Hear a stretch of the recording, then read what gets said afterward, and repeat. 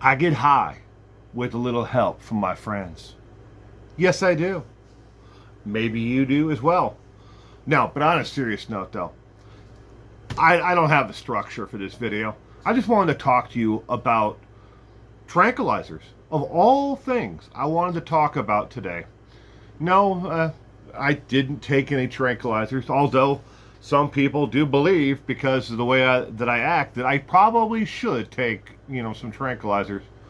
But and a question came up, and the indictment that was recently passed down on Barry Morphew.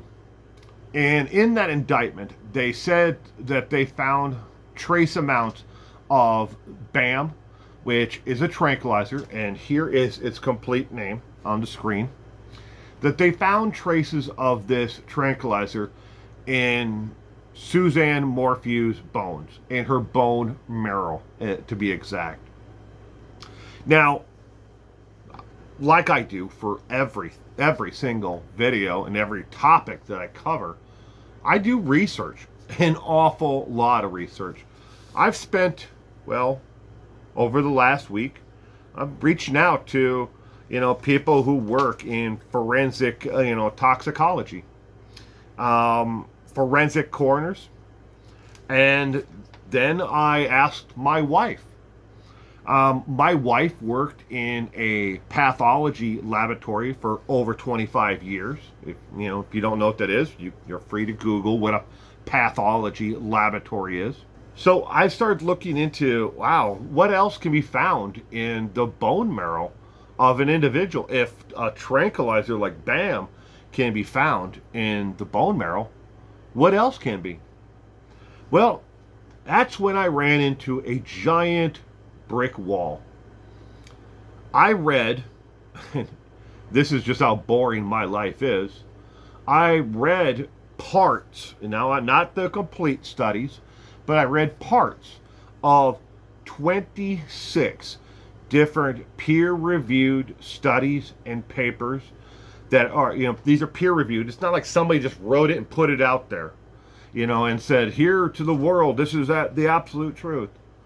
I read parts of 26 different studies that on tranquilizers on animals and on human beings, and how they're actually metabolized in the system of human beings and animals, and what is actually found in the bone marrow. You might be surprised to learn that there isn't a single tranquilizer out there in the world that metabolizes in the system like it says that the drug metabolized in Suzanne's system and then was found in the bone marrow. There's not a single study that I could find yet. Again, I'm only reading 26 of them that found that it stays the same. A benzodiazepine, that's the most commonly one prescribed to human beings. Benzodiazepine, known as bennies on the street for all you street smart kids out there. But benzodiazepine, once it metabolizes in your system, it's found in very small trace amounts as noradiazepam in your actual bone marrow. It does not stay the same as, and nor can they work backwards to say that the noradiazepine that is found in your bone marrow is from benzodiazepine or any of the other tranquilizers out there. So then I started to look at this as a bigger picture. Well, we know Barry Morphew had this BAM, tranquilizer. He admitted to using it back home on his deer farm before moving to Colorado. Okay? And it's meant for animals. We know that, all right? And in Colorado, he admits to using it on deer and other animals that, were a nuisance in and around his property. We know that he freely admits to that. They found tranquilizer caps, one in the dryer. They found one out on the property. I'm sure they found more. And I'm sure Barry Morphew on Mother's Day the day that Suzanne disappeared, he probably got rid of more of them all over the goddamn state of Colorado in trash cans. Because that's known. It's on video of him going to different trash cans and throwing things away on that day while he was out of town. He says he was cleaning out his truck. But hey, I just want to know about the drug. Can the drug be found? Can BAM be found in the bone marrow of a human being? I reached out to not one, but two toxicology experts. One worked as a toxicology forensic expert in the past and has testified in that capacity in over 100 trials. That person told me point blank, no, there is absolutely no way they can find that actual tranquilizer in an animal or in a human being because, again, it metabolizes and it's found in the system as noradiazepam in the actual bone marrow because it breaks down and changes once it's metabolized.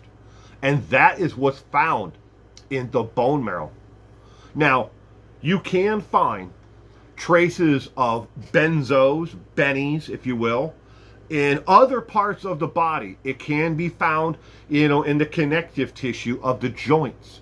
It can be found in the bone marrow, as I just explained, and it can be found in the brainstem of an individual. Benzodiazepines and all the other tranquilizers can be found in small amounts in those parts of a human being. But, again, that expert could not and would not say, no, that it can be found, the other way back. They know that it was a tranquilizer, and they know it shows up as noradiazepam in the bone marrow, but they can't work backwards and say, this is what it's from, this tranquilizer, or it's from this tranquilizer, or that tranquilizer. Oddly, though, when the coroner in Colorado and the state of Colorado, the state, office, was asked if they could find this in the bone marrow, they came back unequivocally, yes.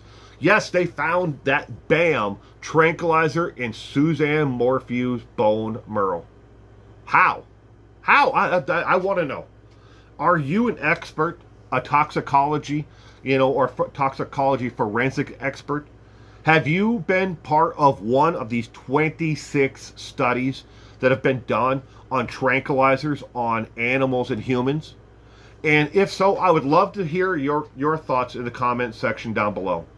How did they find that actual tranquilizer in Suzanne?